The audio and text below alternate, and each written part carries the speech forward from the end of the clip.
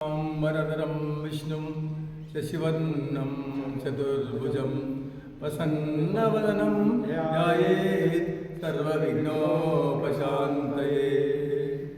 गुरुर्ब्रह्मा गुरुर्विष्णु गुरुर्देवो महेश्वरः गुरुसाक्षात् परब्रह्म तस्मै श्रीगुरुवे नमः।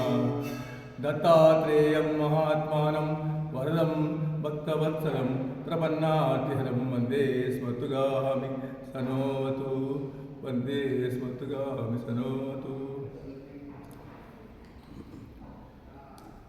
అప్పుడే మనము ప్రాణప్రతిష్ఠ జరుపుకొని 10 రోజులు అవుతుంది.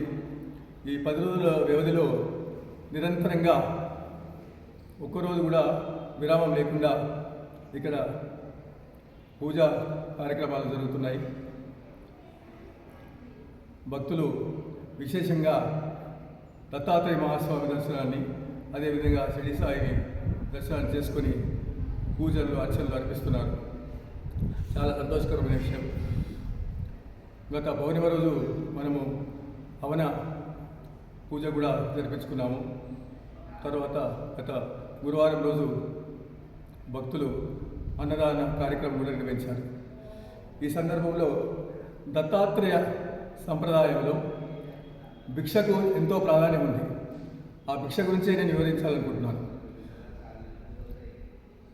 దత్తాత్రేయుడు నేటికి గంగలో స్నానం చేసి కొల్హాపురంలో భిక్ష చేసే సమయానికి వెళ్ళి అక్కడ మధ్యాహ్నం భిక్షా సమయంలో ఏదో రూపంలో భిక్ష చేస్తారని చెప్పి మనకు దత్తపురాణము గురుచరిత్ర తెలియజేస్తున్నాయి.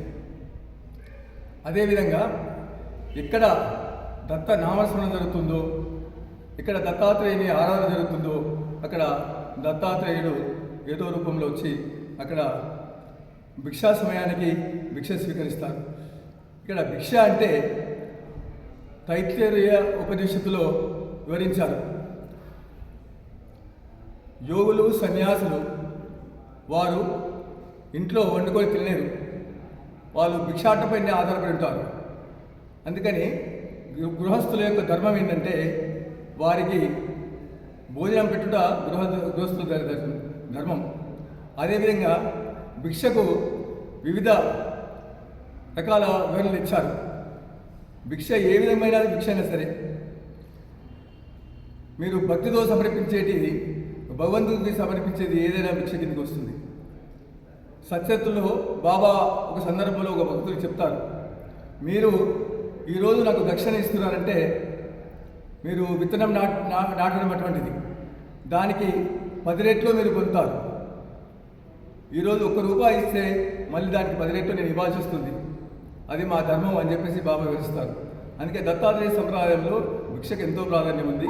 అందుకనే దేవాలయానికి వచ్చేటప్పుడు, గురువుల దగ్గరికి వెళ్ళేటప్పుడు, సంతుల దగ్గరికి వెళ్ళేటప్పుడు ఉట్టి చేతులతో వెళ్ళొద్దని శాస్త్రం చెప్తుంది. అందుకని చెప్పేసి దేవాలయానికి వచ్చే భక్తులు తోచిన విధంగా, స్తోమతతో కూడిన విధంగా పువ్వులు కానీ, పళ్ళు కానీ, కొబ్బరికాయలు కానీ, ఇక్కడ మన దగ్గర ఆవు పిడకలతో చేసిన పిడకలు అందుబాటులో ఉన్నాయి. అదేవిధంగా మనం కొబ్బరికాయలు కూడా నిజామాబాద్లో తెప్పించాము. తక్కువ ధరలో ₹10 కొబ్బరికాయ అందుబాటులో ఉంది. ఆ టెంకాయను, ఆవు పిడకలను మనం దునిలో వేసినట్లయితే అత్యంత పుణ్యఫలం. కాబట్టి భక్తులకు తెలియజేస్తున్నాము, గుడికి వచ్చిన వాళ్ళు ఊరిక రాకుండా ఏదో దక్షిణ సమర్పించుకుంటే, దక్షిణ రూపంలో అయినా సరే ఇక్కడ మనము ఉండీలు కూడా పెట్టాము. ఆ ఉండిలో దక్షిణ వేసినా సరే, పూల రూపంలో సమర్పించినా లేకపోతే పళ్ళ రూపంలో సమర్పించినా దానికి ఫలితం ఉంటుంది.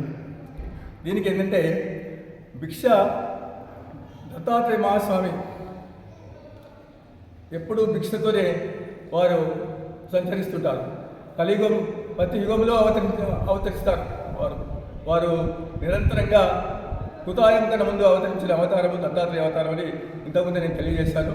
ఆ అవతారం ప్రతి యుగంలో కూడా అవతరిస్తూ సంచరిస్తూ, అది ముగింపు లేదు. ఆ దత్తాత్రేయ అవతారం యోగుల రూపంలో సంతో రూపం ఉంటుంది.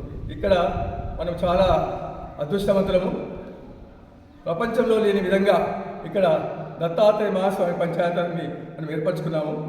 ఇక్కడ ఇండియాలో ఉన్న భారతదేశంలో ఉన్న దత్తావతారులంతా గురుమూర్తులతో సహా దత్తావతారులంతా ఇక్కడ నిలిచారు కాబట్టి భక్త మహాశయులకు మరోసారి తెలియజేసిందంటే ఇక్కడ దత్తాత్రేయ మహాస్వామి దర్శించి ఇక్కడ ప్రదక్షిణ చేసుకొని మీకు తోచిన విధంగా మీరు సేవలు చేసి తరించాలని చెప్పి ఈ సందర్భంగా నేను తెలియజేస్తున్నాను.